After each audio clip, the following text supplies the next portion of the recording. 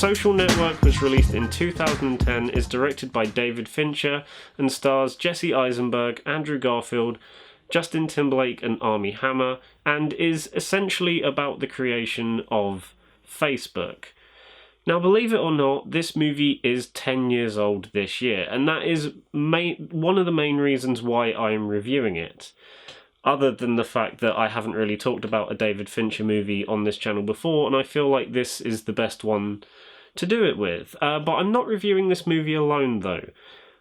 For this specific review, I am joined by Sawyer. Say hello, Sawyer. Hello, everyone. I'm joined by Sawyer on this review. It's going to be an interesting one to talk about because it comes at a very weird time in David Fincher's career, because before this he'd mainly only done thrillers and, those kind of films outside of The Curious Case of Benjamin Button. But everything else was mainly a thriller or a crime film. The Social Network I do think is a very interesting film to look at, especially when looking at David Fincher's other work. And this is a movie that I've seen quite a few times, but I was surprised to find out that, Sawyer, this is actually your first time watching it, wasn't it? Yeah, that's correct. I actually just finished watching it not that long prior to us doing the video. But I have seen, the famous clips. I've seen bits of it. I've seen reviews of it online. So I had a general sense on what the film was. And I saw how much praise it received, like in all these award nominations, like at the Oscars, and a whole bunch of love and praise. So I was really wanting to see it. And of course, I love trailers. This is one of my favorite trailers for this movie. The trailer is excellent. Oh yeah, definitely. It's a simple but effective trailer that doesn't give away much, but it is just right for a film like this. Without any further ado, let's talk about this movie, and we might as well start with the obvious. What works about this movie? It's a very hard one to talk about because this movie's been praised by so many people. There's very little that either of us can really bring to the table in terms of new stuff to praise about the movie. I mean, obviously the first thing that I have to mention, and you'll pretty much agree with me here, probably, Sawyer, is Aaron Sorkin's script. Mm-hmm. It's so good. What did you think of the film, and more importantly, Aaron Sorkin's script? Because I think it works so well for a film like this.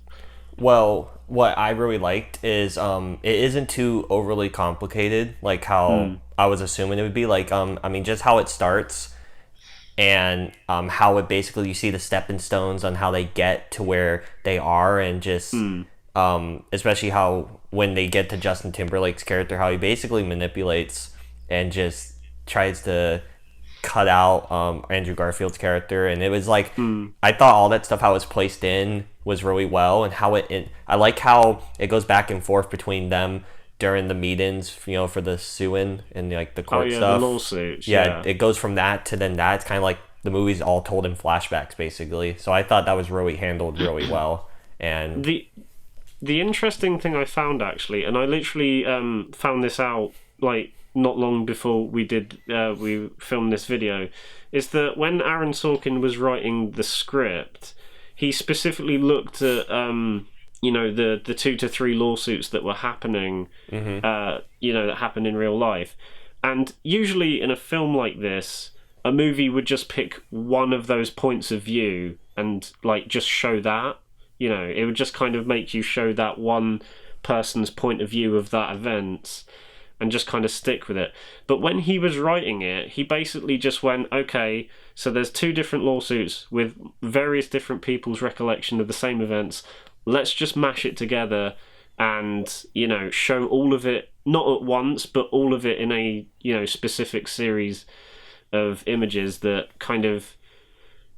I know what I mean, but he kind of just thought, let's just show different people's points of view all at once rather than just showing you one or the other. Let's just show all of them at once, and you can kind of make your own mind up as to who's the good guy and who's the bad guy.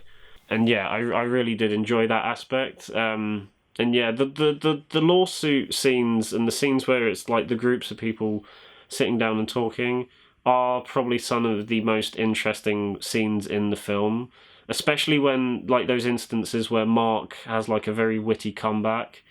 There's one thing he specifically says, but I can't remember the line. I think the guy says, "Do I have your full attention?" Oh yeah, he's like, Yeah. no, you have the minimal amount, and he was like, how it started. I remember that he was just staring out. He's like, it's raining, and the guy's like, excuse me. He's like, it started raining. Yeah. He's like, do I have your full attention, Mr. Zuckerberg? Do I have your full attention? No, you have the minimal amount, and then he said all that. It was, Yeah. I had to laugh. Because even though Mark is a bit of a dick in this film, you can kind of also see some of the points where he's coming from, and that scene in particular is a really well written example of that. Mm-hmm. But yeah, this Aaron Sorkin script is truly brilliant. I do like, in terms of one of his scripts that was became a movie, I do prefer Steve Jobs over this movie, but I do still think The Social Network is a brilliant example of how to write this type of story, because it's not the easiest story to translate to film. But I do think they did a really good job with it, and also David Fincher's direction is kind of flawless in my opinion, which is saying something considering how meticulous he is. Like, he will get, the opening scene with Rooney Mara and Jesse Eisenberg. Yeah. He got them to do that scene 99 different times over the course of 2 days. They did 99 takes of that. And also, I don't know if, I'm pretty sure you've heard of this, but even I've heard this. I remember a while ago I did watch the Honest trailer for this movie, and they basically poked fun at how for the computer slamming for that flip-flop scene, it did that hundreds of times, broke hundreds of real computers to get the right take. Yeah. I was like, what the heck? I mean, I do love David Fincher, but there are a few times when I hear about stories of him doing like 90 or 100 or even like 150 takes of this one minute little thing, and it's just like, yeah, it's really crazy.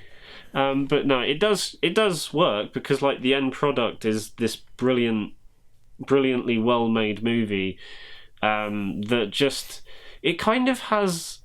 It doesn't veer totally towards like a thriller tone, but it's not far off it, because like the vibe of the movie from the word go is a little bit.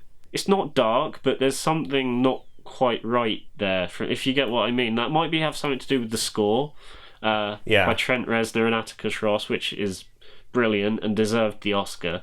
But yeah, there's definitely something like right from the moment the movie starts that you can tell this is like, it's almost kind of tense, but there's nothing really to be tense. Nothing tense happening.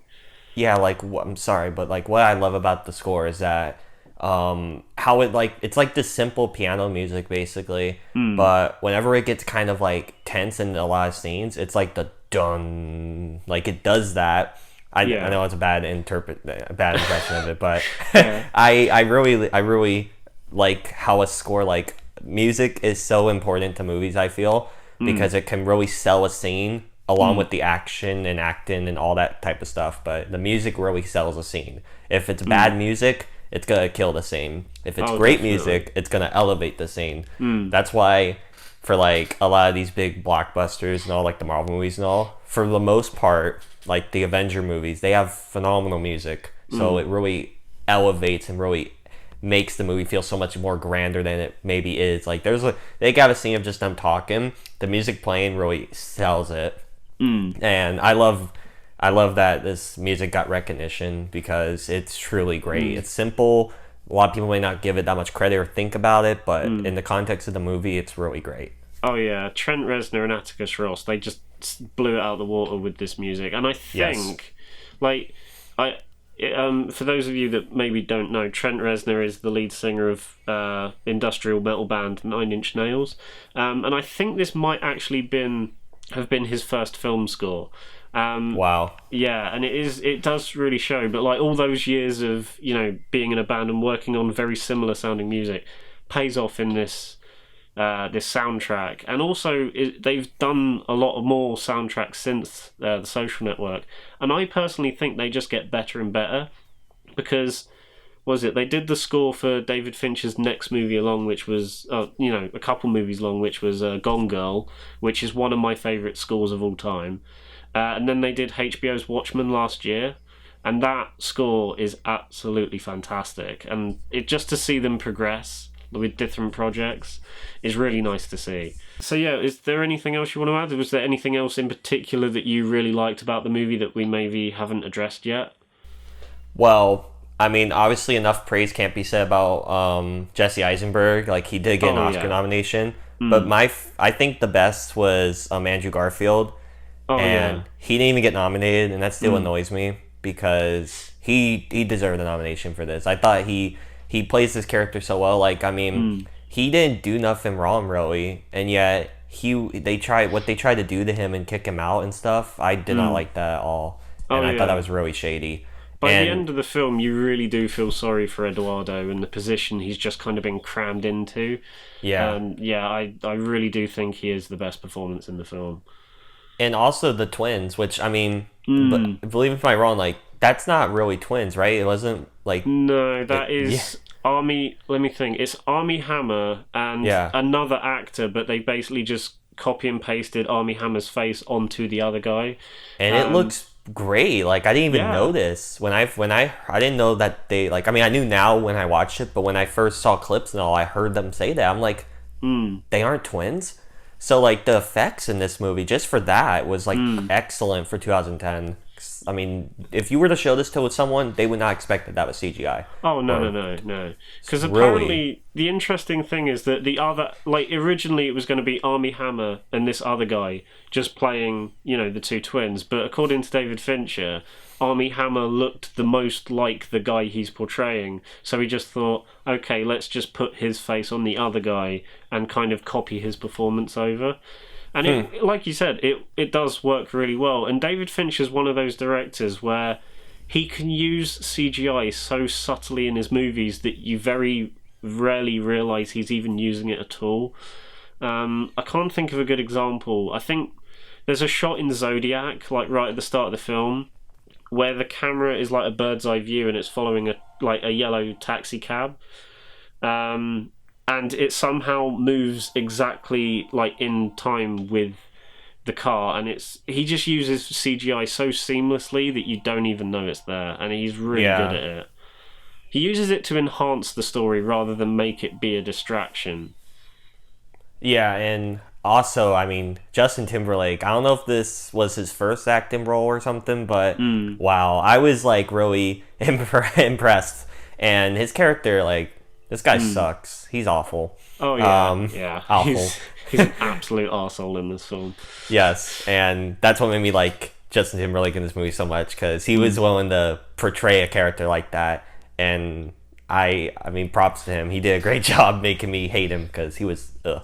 And also, I like how there's other like actors, like you mentioned Rooney Mara, but also I saw, like, I don't know if you've ever seen Parks and Recreation, but Rosita Jones, who's Ann Perkins, she's in this movie.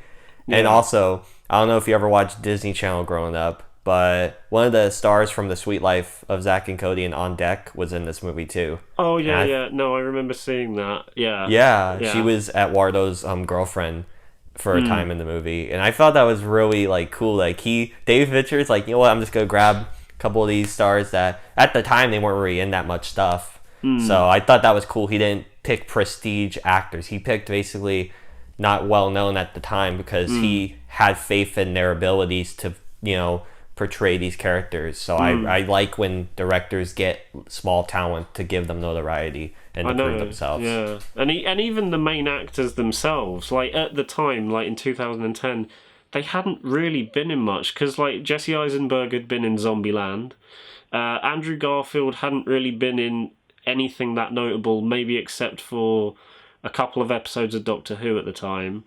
And Armie Hammer, I can't really think of anything Armie Hammer had done even before that. And then you have Justin Timberlake, who at the time was only known for his music.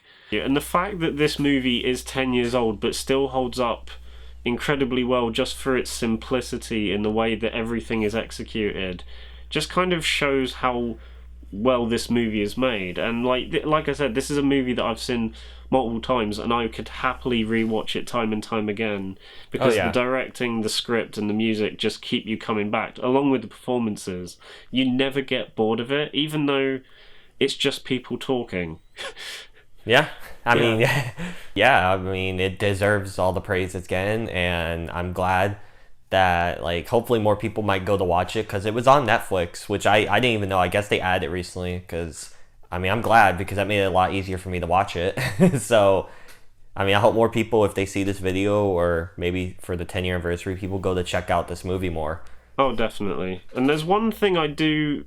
Like, there's one thing that I know I've heard quite a few people say about this film that I kind of don't like, and they're not even giving the movie a chance, but it's specific people that don't want to watch this movie just because it's about Facebook. The movie is a lot, you know, it's not just about Facebook. There's more to the movie than that. Yeah. If anything, the movie is more about a broken friendship and how one person can kind of be manipulated and kind of, you know, get carried away with the success of something and leave their friends behind. Facebook just so happens to be the backdrop of the movie. Yeah, like, I definitely agree there. And I mean, yeah, just like how it ends, like, I mean, he created the company and all, but he's pretty much alone from the status by the end of the movie. So I mean, it's kind of a sad ending when you think about that. Yeah, and it also makes the tagline of the movie, which was on all the posters at the time, excellent. Yeah, it makes that just a little bit more powerful. You can't make 500 million friends without making a few enemies. Definitely, yeah. Yeah, that tagline just sums up the film in a nutshell, and it kind of just proves why people who maybe are like not wanting to watch the movie, I do think they should give it a chance, because definitely there's a lot more to the movie than it just being about Facebook. It's about a group of friends who just suddenly split apart because of this thing that overtook their lives, and I don't think they could really help it, but obviously Mark got swept away with the whole success of it all. So with all that being said though, is there anything you didn't like about the movie? I mean, I'm trying to think, because I mean, obviously not every, like, there's very few exceptions on the movie that I feel is 100% perfect. I mean, I can't really think of anything that I outright disliked.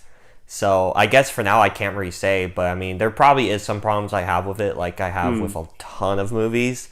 But I mean, the good definitely outweighs the bad. I'll say that. This was a really well done movie. I mean, like I said, I've seen it a few times. I think it personally gets better with each viewing of it, because the first time I saw it was back in... I think it was back in like the back end of secondary school, and I remember liking it quite a lot, but then watching it again a couple years ago, I just, you know, had a newfound appreciation for it, and it just gets better and better with each viewing. But yeah, this is... I do get what you mean. Like, there probably are some very minor issues with the movie, but I genuinely can't think of any of them. I mean, I could potentially say something. It's not something I have a problem with specifically, but if I was to say something, a problem could be is that since it is supposed to, you know, based on the creation of Facebook, maybe not everything portrayed in the movie was 100% accurate with, like, pretty much every movie. So there might be some inaccuracy that people that were portrayed in the movie, or people, you know, with the events disagreed with. That is the one thing that Mark Zuckerberg himself has come out as saying, that the movie...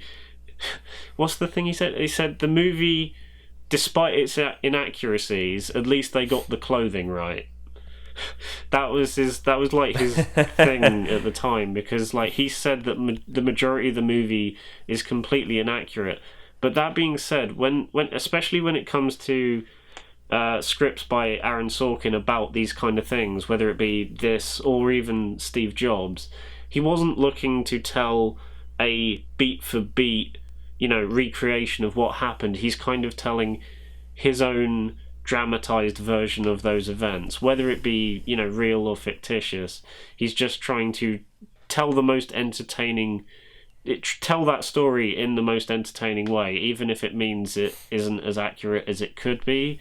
He's kind of probably going more for like right, what works better for the sake of the scene than whether it's accurate or not. And in that sense, I think it works pretty well. I really like this movie. It's one of Fincher's best. I still, in terms of Fincher's other work, I do prefer Fight Club and Gone Girl, but this is like a solid third place without a doubt.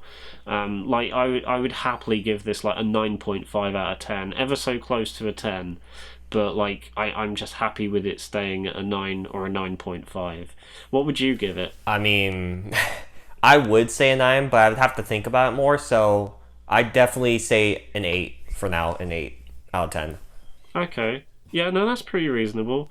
And probably like kind of like my situation, the more you watch it, the more you find to appreciate about the movie and the more it grows on you over time.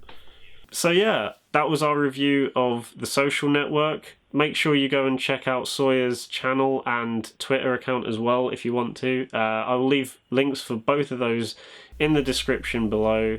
Is there any last thing you want to say, Sawyer, before we wrap the video up? I mean, just thanks again for having me. I haven't really been able to collab that much. Like, my last collab was almost a year ago. So I'm always, like, I'm mostly available now, especially during these times. So if anyone ever wants to collab, just let me know. And if you ever want to collab again, I'm happy to come back sometime again. And this was great. Oh, yeah, don't worry. I'm pretty sure I can find some other movies to talk about. I've got a massive long list of stuff I need to catch up on, so I'm presuming one of those we could do a collab on at some point. Excellent. So yeah, that was our review of The Social Network. If you enjoyed the video, then give it a thumbs up and subscribe to the channel if you haven't already. Bye. Bye, guys.